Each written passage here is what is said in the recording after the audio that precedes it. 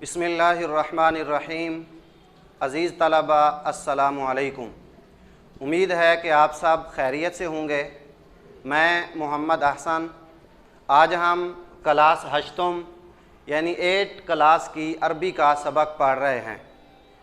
आज की जो डायरी है वो सूरत वाक़िया की आयत नंबर 1 ता आयत नंबर 8, ये डायरी आज के सबक में हम पढ़ेंगे। सूरह यासीन हम पढ़ रहे थे, कल के सबक तक सूरह यासीन हमारी ख़त्म हुई है। आज से सूरत वाक़िया हम शुरू कर रहे हैं। बिस्मिल्लाहिर्रहमानिर्रहीम।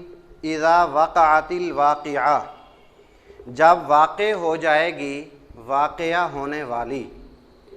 इस सूरत के अंदर अल्लाह जल्ल जलालुहू ने क़ियामत का ज़िक्र फरमाया है, और जो लोग अल्लाह जल्ल जलालुहू के अहकामात पर अमल करते हैं, शरीयत के मुताबिक अपनी ज़िंदगी को इस दुनिया में गुजारते हैं, अपनी तमाम तर ख्वाहिशात को हुज़ूर सल्लल्लाहु अलैहि वसल्लम की तालीमात के मुताबिक अपनी उन ख्वाहिशात पर अमल करते हैं, तो उन लोगों को क़यामत के दिन जो इनामात मिलेंगे अल्लाह जल्ल जलालुहू की तरफ से, उन इनामात का भी अल्लाह ने इस सूरत के अंदर मुफस्सल अंदाज में ज़िक्र फरमाया है।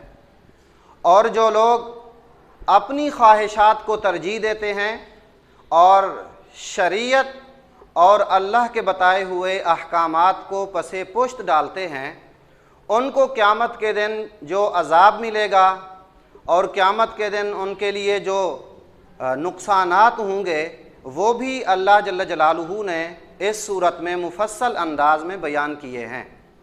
सबसे पहली आयत में इज़ा वक़अतिल वाक़िया, जब वाक़े हो जाएगी वाक़या होने वाली। ये वाक़या जो है ये क़ियामत के नामों में से एक नाम है। क़ियामत को वाक़या भी कहते हैं। क्यों कहते हैं, इसकी वजह क्या है? वजह यह है कि क़यामत के वाक़े होने में भी कोई शक नहीं है। जब उसके वाक़े होने में कोई शक नहीं है तो उसका नाम ही वाक़या रख दिया है। इज़ा वक़अतिल वाक़िया, जब वाक़े हो जाएगी वाक़या होने वाली। लैसा लिवक़अतिहा काज़िबा, उसके वाक़े होने में कोई झूठ नहीं है। काज़िबा, कोई झूठ नहीं है। बिल्कुल अल्लाह जल्ल जलालुहू की तरफ से ये इरशाद फरमाया गया है, हक़ है, सच है। हम बिल्कुल आप सल्लम की बताई हुई तालीमात पर और अल्लाह के बताए हुए इन अहकामात पर हम बिल्कुल आंखें बंद करके अमल करते हैं कि उसके वाक़े होने में कोई झूठ नहीं है, हमें मुकम्मल ईमान है। खाफिज़तुर राफ़िआ, खाफिज़ा कहते हैं पस्त करना, नीचा करना, जलील करना, रुसवा करना, और राफ़िआ कहते हैं बुलंद करना, आला मर्तबे पे फायज़ करना, किसी को इज़्ज़तों से नवाजना। तो ये क़यामत जो है ये कुछ लोगों को जलील और रुसवा कर देगी और कुछ लोगों को बुलंद व बाला मर्तबों पर फायज़ कर देगी। जिन लोगों ने इस दुनिया में अपनी ज़िंदगी अल्लाह और उसके रसूल के अहकामात के मुताबिक गुजारी होगी, जिस तरह के हुज़ूर सल्लल्लाहु अलैहि वसल्लम अपनी एक हदीस में इरशाद फरमाते हैं, कुरान मजीद की अज़मत बयान करते हुए कि इन्नल्लाह यरफ़उ बिहाज़ल कुरानी अक़वामन व यज़उ बिही आखरीन। कुरान पे अमल करने की वजह से कुछ लोग बुलंद व बाला मर्तबों पर फायज़ होंगे और कुरान को छोड़ने की वजह से कुछ लोग ज़लील व ख्वार होंगे।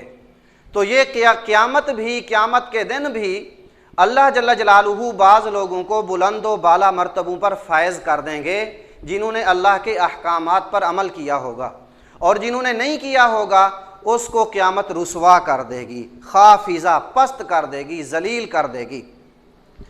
इज़ा रुज्जतिल अर्ज़ु रज्जा, जब लरज़ने लगेगी ज़मीन सख्त लरज़ना, ज़लज़ला आएगा, ज़मीन हिला दी जाएगी और अपना सारी चीज़ें जो ज़मीन के अंदर हैं वो बाहर निकाल फेंकेगी। ये अल्लाह जल्ल जलालुहू क़यामत की हौलनाकियों का बयान फरमा रहे हैं।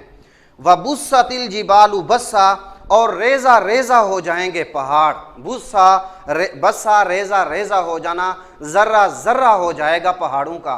यानी आज वो पहाड़ जो इस ज़मीन के ऊपर अल्लाह ने रखे हैं ताकि ये ज़मीन हरकत न कर सके, ताकि ये ज़मीन हिल न सके, क़यामत जब आएगी तो इतने बड़े मजबूत तरीन पहाड़ भी रेज़ा रेज़ा कर दिए जाएंगे। फ़कानत हबाअम मुंबस्सा, फिर गुबार होकर उड़ने लगेंगे। वो पहाड़ ज़र्रा ज़र्रा हो जाएंगे, रेज़ा रेज़ा हो जाएंगे और गुबार होकर उड़ने लगेंगे। वकुंतुम अज़वाजन सलासा, जब क़यामत वाक़े होगी तो अल्लाह फरमाते हैं कि जितने भी लोग होंगे वो सारे लोग 3 हिस्सों में तकसीम होंगे। वकुंतुम अज़वाजन सलासा, और तुम लोग 3 किस्म के जोड़े में हो जाओगे, 3 किस्म हो जाएगी लोगों की। फ़अस्हाबुल मैमनति मा अस्हाबुल मैमना, सबसे पहले दाएं हाथ वाले। अल्लाह कहते हैं क्या शान में होंगे दाएं हाथ वाले। फ़अस्हाबुल मैमना मा अस्हाबुल मैमना, दाएं हाथ वाले क्या खूब इनामात में होंगे। तो आज का सबक हमारा यहीं तक था, लेकिन ये जो अल्लाह फरमाते हैं कि तुम लोग 3 किस्मों में तकसीम हो जाओगे, उसका जो मुफस्सल बयान है वो इंशाअल्लाह हम कल के सबक में पढ़ेंगे। आज के सबक में जो चीज़ हमने पढ़ी है कि एक किस्म जो अल्लाह ने उन 3 में से एक किस्म जो बयान की है वो दाएं हाथ वालों की बयान की है। दाएं हाथ वाले वो होंगे कि क़यामत के दिन जिनको अल्लाह जल्ल जलालुहु नामाए आमाल दाएं हाथ में देंगे। ये वो लोग होंगे जिन्होंने इस दुनिया में अपने अल्लाह को राज़ी किया होगा, हुजूर सल्लल्लाहु अलैहि वसल्लम की अहादीस पर अमल किया होगा। ये नेक लोग होंगे, अल्लाह के पसंदीदा लोग होंगे।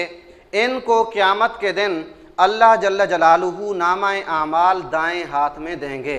जब इनको दाएं हाथ में नामाए आमाल मिलने का मतलब ये है कि ये लोग जन्नती हैं। इनके लिए खुशी की कोई इंतहा नहीं होगी कि इनका नामाए आमाल इन्हें दाएं हाथ में मिल गया और ये इनकी बख्शिश की ज़मानत है। तो आज का सबक यहाँ तक हमने पढ़ा है। ये 8 आयतें हैं, आपने याद करनी हैं, आयत 1 से आयत 8 तक। उसके बाद सूरत हुमज़ा है, सूरत हुमज़ा जो है वो आपने निस्फ़ याद करनी है। इसकी तकरीबन 7 आयतें हैं। पहली 4 आयतें वैलुल लिकुल्लि हुमज़तिल लुमज़ा अल्लज़ी जमअ मालन व अद्ददा यहसबु अन्न मालहु अख़लदा कल्ला लयुंबज़न्न फ़िल हुतमा। यहाँ तक ये इसकी 4 आयतें आपने ज़ुबानी याद करनी हैं। अल्लाह पाक हम सब का हामी व नासिर हो। वस्सलामु अलैकुम। Assalamu alaikum dear students, how are you all?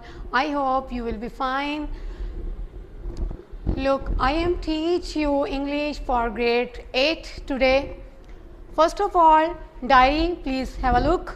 Unit 12, objective question D plus E plus essay, morning walk, next half. First of all, listen to be carefully.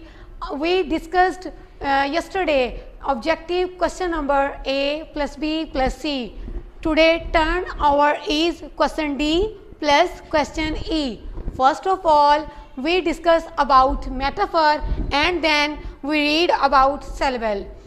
First of all, we discuss here metaphor. What are metaphors?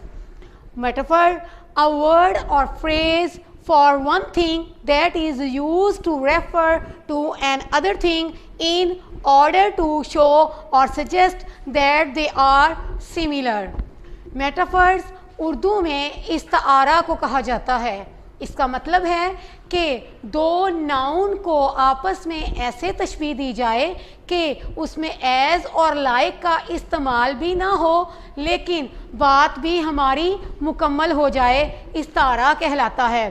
For example, he has stone heart, उसका दिल पत्थर का है।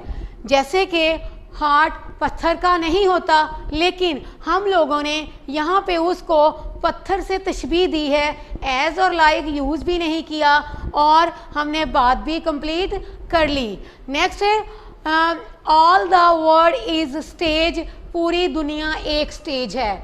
मतलब पूरी दुनिया एक stage का इस तरह इन्होंने ब्रीफ दिया कि जैसे एक इंसान है, वो आता है दुनिया में, अपने अमाल एक्ट करता है, उसके बाद उसने चले जाना है। इसी तरह के एक स्टेज है, एक स्टेज पे हम आते हैं, परफॉर्मेंस करते हैं और एंडिंग पॉइंट होता है।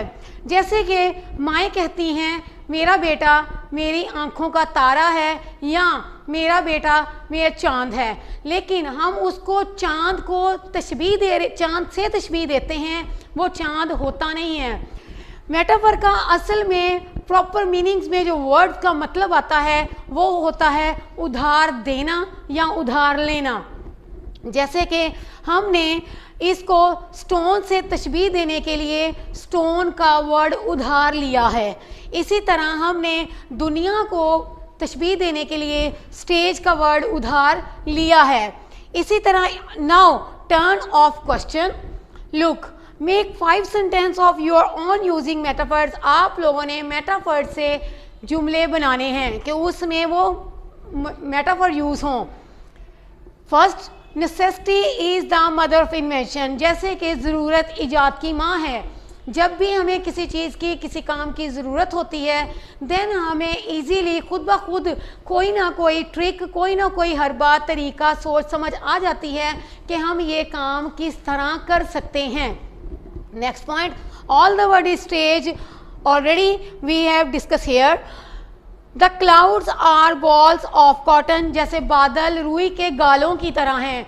बादलों का रुई के साथ कोई लिंक नहीं, लेकिन उसको तशबीह देने के लिए कि जैसे कि बादल नीले रंग के आसमान पर वाइट कलर के बादल होते हैं, इसी तरह के वो कॉटन से तशबीह दे रहे होते हैं। Number 4, your brain is a computer. आपका दिमाग कंप्यूटर की तरह है। Next, laughter is the music of soul. मसलन एक कहका रूह की मौसीकी है। Next, our topic is syllable, page number 73.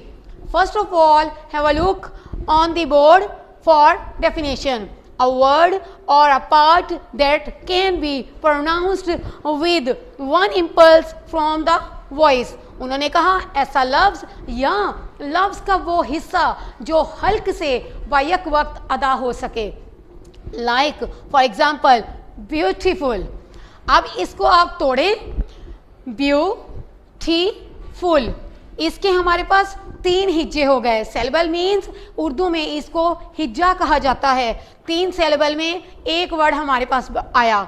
Now move question number E, divide the following words into saleable. उन्होंने कहा ये वाले वर्ड्स आपके पास गिवन हैं और इनको आप डिवाइड करें सेलेबल में, और फिर हम इसकी नंबरिंग भी बताएंगे। जैसे वाटर है, इसको सेपरेट करें, वाटर। रिवर है, रिवर। फाउंटेन है, फाउंटेन। नेक्स्ट समर है, summer. Butterfly, butterfly. Reply, reply. Rain drop, rain drop. Next picture, picture. loveliest, loveliest. Last point is cupboard, cupboard. Now we are completed our objective. Next move. यहाँ पे आप लोगों के पास saleable, जैसे जैसे आप लोगों के इसके पास सेलेबल थे, इसमें आप लोगों ने उतने उतने नंबर राइट कर दिए कि जितनी बार उस वर्ड को कट किया गया उतने उसके नंबर। जैसे वाटर का वाटर 2 नंबर थे, बटरफ्लाई बटरफ्लाई 3 वर्ड्स हो गए। Next move for English B, ऐसे morning walk notes page number 30. Already we have discussed last day first half. Now we will move for next half. I see the small birds chirping in the trees. मैं देखता हूँ छोटे परिंदों को चहचहाते हुए दरख्तों में। The dew drops, शबनम के कतरे, on the green grass, सबज घास पर, shine, चमकते हैं, like pearls, मोतियों की तरह। I see, मैं देखता हूँ, the farmers, किसानों को, working, काम करते हुए, in their fields, अपने खेतों में। I meet, मैं मिलता हूँ, many people, लोगों से, बहुत से, going to the canal, जो नहर की तरफ जाते हैं। After some time, कुछ देर के बाद, I come back, मैं वापस आ जाता हूँ। I take my breakfast, मैं नाश्ता करता हूँ, and go to school, और स्कूल चला जाता हूँ। The morning walk, सुबह की सैर, is very useful, बहुत ही फ़ायदेमंद, मुफीद है। It gives me light exercise, ये देती है मुझे हल्की फुल्की वर्जिश, which makes me healthy, जो कि मुझे बनाती है सेहतमंद और तवाना। our lecture is completed. Next lecture for next day will be. Till then, okay, fi amanillah. Dear student, I am Sir Zia, your math teacher, class 8th, exercise number 6.12. इससे पहले exercise 6.11 में हमने एलिमिनेट ही किया था bye substitution method. यहाँ पे हमें कह रहा है क्वेश्चन नंबर 1 है eliminate x bye using appropriate formula. एक फार्मूले की मदद से हम इक्वेशन में से x को एलिमिनेट करेंगे। फार्मूला इसमें जो यूज़ होगा ऑलरेडी आप पढ़ चुके हैं, x minus Y whole square equal x square minus 2xy plus Y square. This formula use होगा इस क्वेश्चन में। Question number 1 eliminate x by using appropriate formula. First equation given है x minus 1 over X equal to m। Second equation है X square plus 1 over X equal to n square. अब देखें इसकी left hand side जो है X square plus 1 over x square है। अगर हम इसका स्क्वायर लेंगे और फिर स्क्वायर उस फार्मूले को अप्लाई करेंगे तो इसकी भी लेफ्ट हैंड साइड जो है वो x square plus 1 over x square बन जाएगी। देखें कैसे, taking square of both side of equation 1। Both side दोनों तरफ आपने इसका स्क्वायर लेना है। We have x minus 1 over x whole square equal to m square. Whole square m के ऊपर भी, क्योंकि लेफ्ट हैंड साइड पे अगर हमने स्क्वायर लिया है तो राइट हैंड साइड पे भी स्क्वायर लेंगे। अब ये a minus b whole square formula बन गया है। वही फार्मूला फर्स्ट टर्म का square minus 2 multiply first term multiply second term plus second term का स्क्वायर। 1 के ऊपर मैंने स्क्वायर नहीं डाला, 1 का स्क्वायर होता है 1 नहीं होता है। तो 2 multiply x multiply 1 over x, ये x और ये इस x से कैंसिल हो जाएगा। नीचे मेरे पास आएगा x square minus 2 plus 1 over x square equal to m square. अब अगर इस माइनस 2 को मैं राइट साइड पे ले जाऊं तो इसका साइन चेंज हो जाएगा। क्यों लेकर जाऊंगा, मेरे पास X square plus 1 over x square जो है वो लेफ्ट हैंड साइड पे आ जाएगा। माइनस 2 को मैं राइट साइड पे ले गया हूँ, इसका साइन चेंज हो गया है, m स्क्वायर प्लस 2। ये क्वेश्चन 3 है। अब क्वेश्चन 2 और 3 का कंपैरिजन करें। इसकी लेफ्ट हैंड साइड और थर्ड की भी लेफ्ट हैंड साइड इक्वल है। ये भी x square plus 1 over x square है और ये भी x square plus 1 over x. तो हम कंपेयर कर सकते हैं इक्वेशन 2 और 3 को। जब कंपेयर करेंगे तो n स्क्वायर भी इसके बराबर है, m स्क्वायर प्लस 2 का भी यही आंसर है एक्स स्क्वायर। तो हम राइट हैंड साइड को इक्वल कर देंगे इसकी राइट हैंड साइड से। Compare equation 2 and 3, n square equal to इसकी right hand side m square plus 2। यहाँ से x एलिमिनेट हो गया है। अब इसको अरेंज किया है, चाहे आप यहीं पे रहने दें फिर भी ठीक है। यहाँ पे m स्क्वायर n उधर ले गए हैं, इधर 0 बच गया है, फिर 2 को इधर ले गए हैं, माइनस 2 हो गया है। तो this is the required relation, यही हमारा आंसर है। इसमें से x जो है वो एलिमिनेट हो गया है। इसमें फार्मूला दोबारा से रिपीट कर लें, x minus Y whole square equal x square minus 2xy plus Y square use हुआ है। उसके बाद हम देखेंगे थर्ड पार्ट इसी का, क्वेश्चन नंबर 1 का थर्ड पार्ट है। इसमें भी x एलिमिनेट करना है by using appropriate formula. Same condition है इसमें भी। इसमें फर्स्ट इक्वेशन के ऊपर ऑलरेडी स्क्वायर हैं, सेकंड इक्वेशन के ऊपर स्क्वायर नहीं है। तो हम इसमें सेकंड इक्वेशन जो है उसका स्क्वायर लेंगे। Taking square both side equation 2 we have l over x minus x over l right side left hand side का स्क्वायर आ गया इक्वल a का स्क्वायर आ गया। वही फार्मूला फिर x minus Y whole square. First term मेरे पास l ओवर x है, second term x over l है। तो फर्स्ट टर्म का square L square x square -2 multiply first term multiply second term, इन दोनों को मल्टीप्लाई कर दिया है। -2xy प्लस सेकेंड टर्म का square x square plus L square, A का स्क्वायर वैसे ही आ गया नीचे। उसके बाद ये एल से कैंसिल हो जाएगा, एक्स से कैंसिल हो जाएगा, मेरे पास सिर्फ -2 नेक्स्ट स्टेप में बचेगा। -2 अब देखें, अगर मैं -2 को राइट साइड पे ले जाऊं तो लेफ्ट साइड पे मेरे पास ये जो इक्वेशन की 1 की लेफ्ट साइड है सेम हो जाएगी। -2 जो है वो राइट साइड पे चली गई है, इसका इधर साइन माइनस का था, जब इक्वेशन से राइट की तरफ गई है तो इसका साइन प्लस हो गया है। अब इक्वेशन 1 और 3 को यहाँ पे आप कंपेयर करेंगे, देखें दोनों की लेफ्ट हैंड साइड सेम है, लेफ्ट हैंड साइड सेम है तो राइट हैंड साइड भी सेम होगी, अंडरस्टूड है। तो यहाँ पे मैंने फर्स्ट की ये सेकंड की राइट साइड और फर्स्ट की राइट साइड जो है वो इक्वल कर ली है, एक्स एलिमिनेट हो गया है और बी स्क्वायर को इधर ले आया हूँ, A square minus B square plus 2 को राइट साइड पे ले गए हैं, साइन चेंज हो गया है। This is the required relation और यही हमारा आंसर है। इसमें भी यही फार्मूला यूज़ हुआ है। तो बाकी पार्ट जो हैं वो आप घर पे करेंगे, आपने 6 पार्ट करने हैं, सेम इसी तरह से हैं, आप घर में इसको ट्राई कीजिएगा। अल्लाह हाफिज़। Assalamu alaikum, dear student. How are you all? I am your teacher of History and Geography for grade 8th. As we previously studied Geography, Bab number 9, पसमानदगी के मसाइल. Today our question number is 1. Pasmanda ममालिक के मुआशरती मसाइल बयान करें। जैसे कि पहले भी हम 2 दफ़ा इसको हाफ करके भेज चुके हैं, आज 3rd टाइम हमारा इसका क्वेश्चन जा रहा है।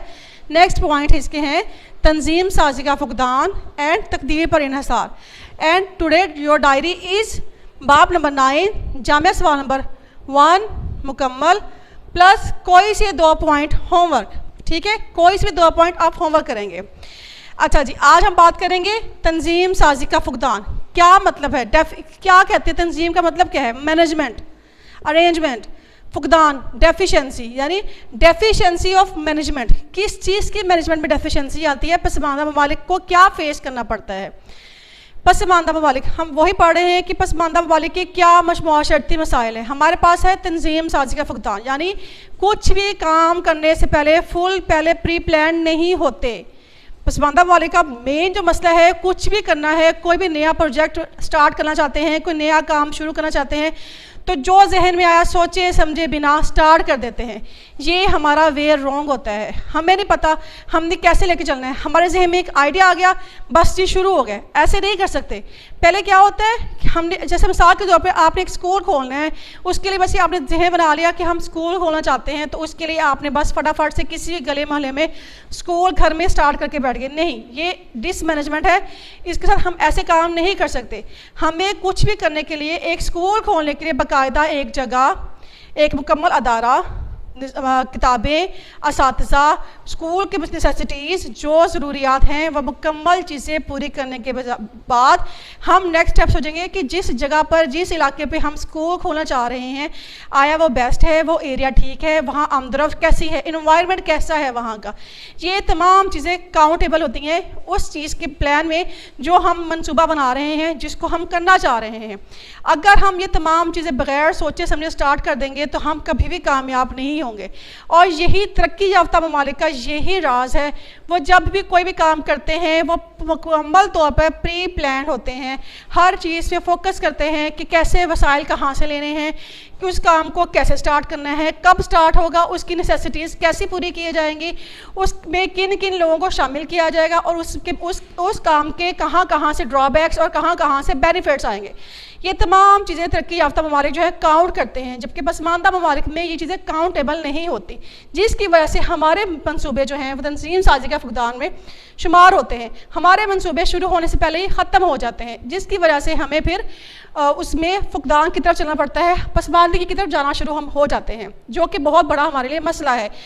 इसलिए जब भी कुछ भी शुरू करना है, कुछ भी करने से पहले, जैसे आप स्टूडेंट हैं, आपने पेपर देना है तो ऐसे ही सुबह आप उठ के नहीं आ सकते कि आपने आते ही पेपर खोला, पेपर लिया और स्टार्ट हो गया लिखना, नहीं। आपने पेपर देना है, आपको पता होगा आप किस ग्रेड के लिए दे रहे हैं, आपका सब्जेक्ट कौन सा है, आपने उसको किस चीज़ में, इंग्लिश में देना है, ट्रांसलेट में, इंग्लिश ट्रांसलेट करना है या आपने उसको उर्दू ट्रांसलेट में करना है। आपको हर चीज़ का नाव होना चाहिए, आपको पता होगा ये सब्जेक्ट कहाँ कहाँ से कितना मटीरियल का टेस्ट में आने वाला है, पेपर जो है वो कितना लेंथी होगा, कितनी टाइमिंग का होगा, फिर ही आप उसको मुकम्मल कर पाएंगे। अदरवाइज़ अगर आप बिना सोचे समझे आप उठ के आ जाएंगे तो आप कभी भी कामयाब नहीं होंगे। तो यही हमारी बेसिक नीड्स हैं, बेसिक नेसेसिटीज़ हैं। किसी भी माशरे को कामयाब बनाने के लिए हमें उस पर मुकम्मल फोकस करना पड़ेगा, अपने मंसूबे को मुकम्मल लेके चलना पड़ेगा, तमाम पहलुओं पर गौर करना पड़ेगा, फिर ही हम अपने मंसूबों को कामयाब कर सकेंगे। नेक्स्ट हमारे पास है तकदीर पर इन्हिसार। जी, तकदीर पर इन्हिसार क्या मतलब है? डेस्टिनी पर डिपेंड कर देना है, लक पे डिपेंड कर देना है हमने अपनी, क्या है, हम अपने लक पे डिपेंड करेंगे, हमारी किस्मत में होगा तो मिल जाएगा, किस्मत में नहीं है तो नहीं मिलेगा। क्या मतलब है? हमें प्यास लगी है तो कुआं चल के हमारे पास तो नहीं आ सकेगा ना, हमें उठना पड़ेगा, पानी के लिए हमें जाना पड़ेगा, हमें एफर्ट करनी पड़ेगी। आप 8th क्लास में डायरेक्ट नहीं पहुंच गए, आपने स्टेप बाय स्टेप कदम उठाए हैं, फिर ही आप 8th में आए हैं। आपने नर्सरी, प्ले, प्रेप, हर क्लास लेवल, हर लेवल को क्लियर किया है, देन आप 8th में आए हैं। आप एकदम से आके 8th में नहीं बैठ सके। हम नहीं कह सके एक छोटा बच्चा उसको डायरेक्ट 8th में बिठा दे कि इसकी किस्मत में ये चीज़ आनी ही आनी है, इसने 8th में आना ही आना है, इसलिए पहले से उठा के बिठा दें, नहीं पॉसिबल ये चीज़, हम उसको डायरेक्ट नहीं ला सकते। स्टेप बाय स्टेप करेंगे, तकदीर पर डिपेंड करेंगे। तकदीर है, बेशक है, हम उस पर इनकार नहीं करते, हर चीज़ है, लेकिन तकदीर को भी बदलना पड़ता है। हम अपने एफर्ट से, अपने स्ट्रगल से, अपने मेहनत से तकदीर को बदल सकते हैं। कैसे? हम मेहनत करेंगे, हमने मेहनत करनी है, फिर ही अपने काम पर हमने फोकस करना है और आगे जाना है। उसमें क्या है, गैर तरक्की याफ्ता ममालिक हर चीज़ के लिए तकदीर पर इन्हिसार नहीं करते, वो उठते हैं, काम करते हैं, सोचते हैं। हमारे यहाँ क्या है, 12-12 घंटे, 15-15 घंटे सो के गुजार दिए जी, अब सुबह से लगे हुए, अब हमारा रेस्ट का टाइम है, नहीं। वो कंट्रीज़ जो तरक्की याफ्ता ममालिक में शुमार होती हैं, वहाँ 15-15 घंटे, 18-18 घंटे लोग काम करते हैं, स्ट्रगल करते हैं, अपनी लाइफ बनाते हैं। हम क्या करते हैं, सुबह 7 से 8 बस एनफ है, यहाँ से इतना काम हो गया, अब मज़ीद हम नहीं कर सकते। क्यों भी? हम भी तो इंसान हैं, हम भी तो खा रहे हैं, वो भी इंसान है, वो भी खा रहे हैं, काम कर रहे हैं ना, तकदीर पर इन्हिसार नहीं कर रहे। हमने सिर्फ तकदीर पर इन्हिसार करते करते काम करना शुरू कर देना है। ये हमारे पास मस्बत तरीके से काम करने के तरीके नहीं हैं। हम नहीं सोचते हमने क्या, अच्छा चलो वो छोड़ दिया, नहीं है ना, तो हम क्या करते हैं, हम तकदीर पर इन्हिसार करते करते जी हम पीरो फिक्रों के पास चले जाते हैं जी, हमने पीरो फकीर पकड़ लिए। आप उनसे पूछेंगे, उसने कह दिया जी अब आपके पास ये काम नहीं होने वाला, आपकी तकदीर में ये काम लिखा ही नहीं हुआ। जो चीज़ हराम है, इस्लाम में ये काम ही हराम है कि आप नजूमियों के पास जाए और उनसे जाके पूछे ये काम होगा कि नहीं होगा, ये तो हम कर ही नहीं सकते। हमने जब पूछ लिया तो बस बैठ गए हम, नहीं, हमने बदलना है अपने आप को, अपने माशरे को। अगर हम एक तरक्की याफ्ता ममालिक में रहना चाहते हैं, अपने मुल्क को तरक्की याफ्ता बनाना चाहते हैं, अपने आप को एक मजबूत शहरी बनाना चाहते हैं, तो सिर्फ तकदीर पर इन्हिसार नहीं करेंगे।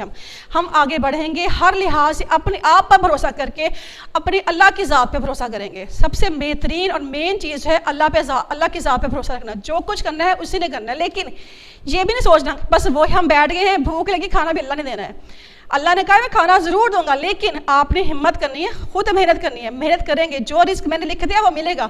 वो रिस्क कैसे आप तक पहुंचेगा उसके लिए आपने खुद स्ट्रगल करनी है, किसी पे डिपेंड नहीं करना।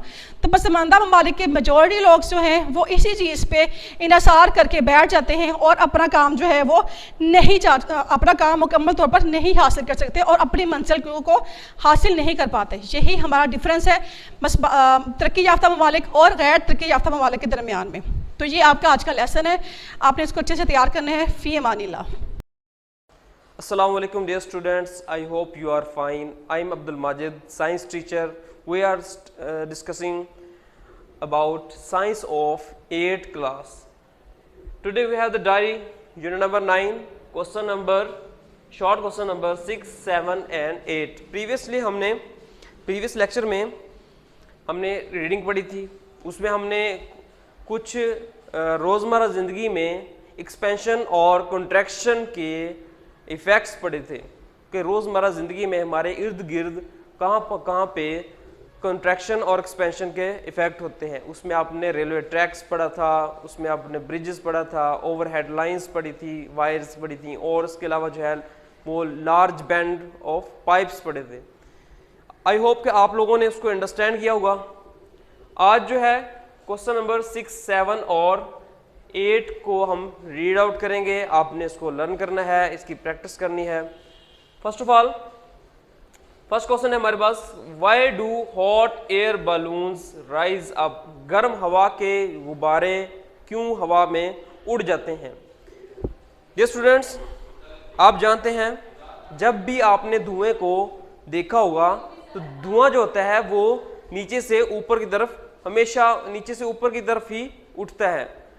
इसकी वजह क्या होती है? इसकी रीज़न ये है कि हम धुआं जो है वो हवा की बनिस्बत ज़्यादा गर्म होता है, जिसकी वजह से वो हल्का हो जाता है।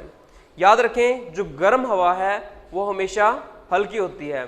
जिस तरह समंदर में जब गर्मी होती है तो समंदर का जो पानी है वो इवेपरेट होता है, इवेपरेट होकर हमेशा ऊपर के ऊपर उठता है, और जो उसकी जगह को लेने के लिए वहाँ से ठंडी हवाएं उसकी जगह पर आती हैं, जिसकी वजह से वो वहाँ पे हवा का एक चक्कर बनता है।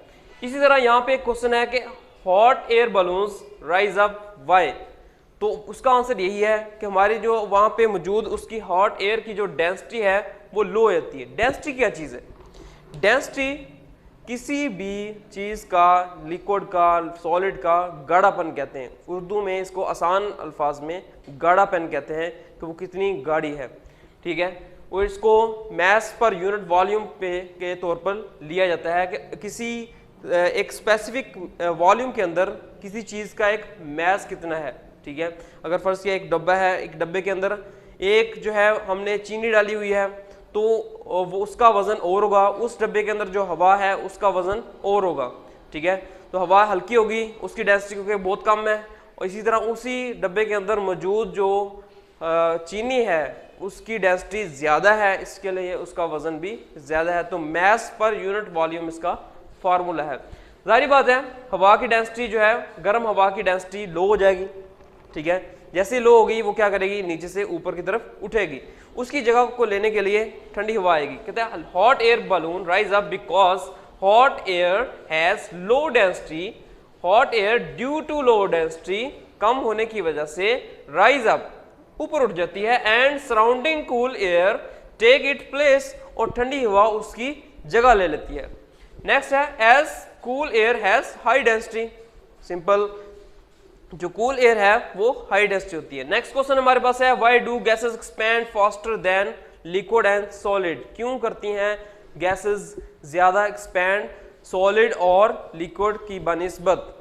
अब होता क्या है, गैसेस के आपको पहले बताया था सॉलिड, लिक्विड और गैसेस के बारे में आप जानते हैं। जो गैसेस होती हैं उनके दरमियान में, उनके पार्टिकल्स के दरमियान में स्पेसेस ज़्यादा होती हैं बनिस्बत के लिक्विड एंड सॉलिड के।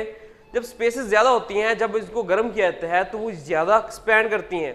इसी रीजंस की वजह से जो है ये एक्सपैंड ज़्यादा करती हैं। उसकी और भी रीज़न है कि लेस फोर्स ऑफ अट्रैक्शन होती है, आपस में जो इंट्रैक्शन है इनकी पार्टिकल्स की गैसेस में कम होती है, जिसकी वजह से स्पेसेस बनती हैं और वो एक्सपैंड भी ज़्यादा करती हैं। आपने अक्सर औक़ात सुना होगा कि किसी जगह पे एक सिलेंडर फट गया है। वो क्यों फटता है? वो हीट होने की वजह से फट जाता है। उसकी रीज़न क्या है? उसकी रीज़न यही है कि उसके अंदर मौजूद जो गैस है वो ज़्यादा एक्सपैंड कर गई। हालांकि दोनों सेम टेम्परेचर पे बैठे हुए हैं। उस दोनों से मुराद एक उसके अंदर गैस और उसके बाहर वाला जो बॉडी है वो भी मेटल की बनी हुई है। तो वो दोनों मेटल मतलब सॉलिड और गैस, उन दोनों की बात कर रहा हूँ, वो दोनों एक ही टेम्परेचर पे हैं। हालांकि दोनों को एक्सपैंड करना चाहिए, सॉलिड को भी एक्सपैंड करना चाहिए जो बॉडी है, और उसके अंदर मौजूद गैस है उसको भी उसी रेट के साथ एक्सपैंड करना चाहिए, लेकिन वो रेट चेंज होता है, ठीक है। वो जो गैस है वो ज़्यादा एक्सपैंड कर जाती है, तो इसी वजह से वो उस सॉलिड पार्टिकल को तोड़कर बाहर आ जाती है, जिसे हम कहते हैं कि सिलेंडर फट गया है। उसकी रीज़न ये है gases expand faster than the liquid and solid because of spaces between them, उनके ज़्यादा स्पेसेस होती हैं, and less of force of attraction, उनके particles mean molecules and atoms, उनके दरमियान में लेस फोर्स ऑफ अट्रैक्शन होती है, इसकी वजह से स्पेसेस बनती है। नेक्स्ट क्वेश्चन की तरफ चलते हैं। कहता है हमारे पास एक वेसल है, when an a vessel containing a liquid is heated, अगर किसी वेसल के अंदर लिक्विड मौजूद है, उसको हम हीट करते हैं, the level of liquid initially fall, होगा क्या, जब गर्म करते करते कुछ देर के लिए ये लेवल जो है इसका नीचे जाएगा, वो कहते हैं देन राइज अप, फिर थोड़ी देर बाद ऊपर उठना शुरू हो जाएगा। इसकी रीज़न क्या है, कहते हैं व्हाट हैपनिंग्स। इसकी रीज़न ये है, सबसे पहले क्या कौन गर्म होगा जब हम गर्म करेंगे, सोचिए ज़रा, सबसे पहले कौन गर्म होगा, इसका कंटेनर वेसल गर्म होगी। वो जब गर्म होगी हीट कर जाएगी तो वो सबसे पहले वो क्या थोड़ी सी एक्सपैंड होगी, जिस एक्सपेंशन की वजह से लिक्विड जो है नीचे जाएगा। फिर जो हीट है वहाँ तक कहाँ तक पहुँचेगी, लिक्विड तक। जब लिक्विड गर्म होना शुरू होगा तब वो एक्सपैंड करना शुरू हो जाएगा। ये मैंने यहाँ पे हाफ क्वेश्चन लिखा है, आपने फुल क्वेश्चन नोट से देखकर याद करना है। मैंने लिखा है सिर्फ इतना, जो उसकी रीज़न है because of the expansion of volume of vessel, vessel की एक्सपेंशन पे। आई होप कि आप लोगों ने इसको अच्छी तरह तैयार करना है। टेक केयर, अल्लाह हाफिज़। बिस्मिल्लाहिर्रहमानिर्रहीम। अज़ीज़ तलबा अस्सलाम वालेकुम। आज हम जमात हश्तम की उर्दू, जिसका टॉपिक है नज़्म ला इलाहा इल्लल्लाह, इसका आज हम शेर नंबर 3 और इसके साथ ही ख़त बड़े भाई के नाम तलीमी कारकर्दगी के लिए ख़त है, ये आज मुकम्मल करेंगे। इससे पहले हमने शेर नंबर 2 किया था, जिसमें अल्लामा इकबाल ने हज़रत इब्राहीम अलैहिस्सलाम के बारे में बताया था कि उन्होंने किस तरह दीन इस्लाम की जो तबलीग की और गुमराह किए हुए जो लोग थे उनको किस तरह राह रास्त पर लाया। उसके बावजूद भी वो लोग किस तरह हज़रत इब्राहीम के मुखालिफ हो गए और उनको किस तरह की सज़ाएँ दी गईं। तो आज का जो हमारा शेर है, शेर नंबर 3, इसमें अल्लामा इकबाल कहते हैं कि जो आज का इंसान है ये दुनिया के नफ़ा और नुकसान में पड़ा हुआ है। वो चाहता है कि ये जो दुनिया और है और इसके अलावा जो यहाँ पर जो भी काम कर रहा है, टोटल जो सुकून है उसको यहाँ पे मिलेगा। वो दुनिया के नफ़ा और नुकसान में इतना गुम हो चुका है, इतना मगन हो चुका है कि उसको आखिरत की कोई फ़िक्र नहीं रही। तो हम इसको मज़ीद रीडिंग करेंगे, आपको मज़ीद अच्छे से समझ आएगी। अल्लामा मोहम्मद इकबाल कहते हैं कि इंसान इस कदर मादा परस्त हो चुका है कि अब उसे दुनिया के नफ़ो नुकसान के अलावा और कोई चीज़ नज़र नहीं आती। इंसान ने दुनिया को ही सब कुछ समझ लिया है, हालांकि ये दुनिया बज़ाते खुद एक धोखे का नाम है। इसलिए दुनिया को हासिल करने की फ़िक्र में इंसान धोखे और फ़रेब की तजारत कर रहा है। इस तिजारत में अगरचे इंसान को ज़ाहिरी तौर पर नफ़ा और नुकसान नज़र आता है कि यानी कि यहाँ पे मेरा नफ़ा भी हो रहा है और यहाँ पे मेरा नुकसान भी है, लेकिन हकीकत में ऐसा कुछ भी नहीं है। हकीकत इसके बिल्कुल उलट है। ये इंसान के लिए घाटे और नुकसान का सौदा है। इंसान के लिए फ़ायदे की सिर्फ एक ही बात है कि वो सिर्फ एक अल्लाह को माने और दुनिया में रहते हुए अमाल सालिहा करके अपनी आखिरत की फ़िक्र करे। जबकि इंसान जो है इसके बिल्कुल उलट हो चुका है, दुनिया के नफ़ा नुकसान के चक्कर में फंसा हुआ है। वो चाहता है कि ये दुनिया जो है यहाँ पे मैं सारी दौलत समेट लूँ, उसको आखिरत की कोई फ़िक्र नहीं है। आगे फरमाते हैं कि आखिरत में हमें सिर्फ उसी के सामने पेश होना है और इसके रहम करम से हमें आखिरत में कामयाबी नसीब होगी।